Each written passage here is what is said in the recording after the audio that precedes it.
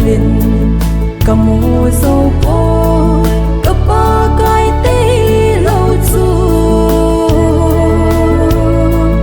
ikim mon na cấp ba cái bờ cái ba e này ngày luôn na cái tang nghe này khu tô na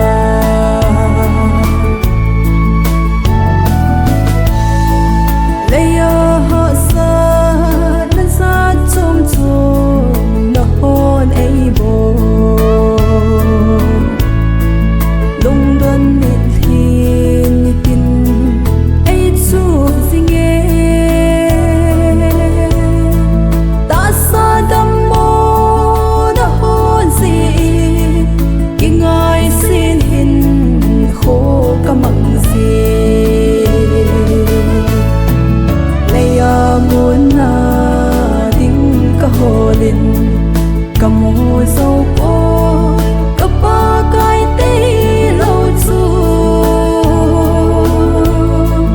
ikim mon na cấp ba cái bờ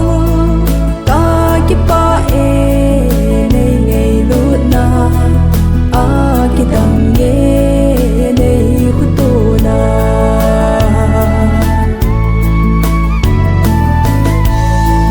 hasad na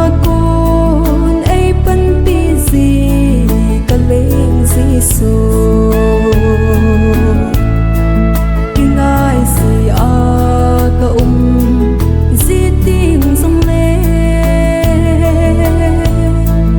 ai ki pa sa ka leng si su da ngai lo na ki tang ni leya mon na ding ka holin kamu dâu cô cấp ba cái tê lâu chu ikim mon na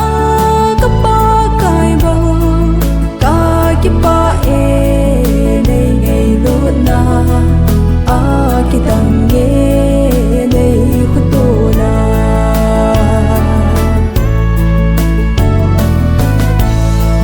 litin hẹp na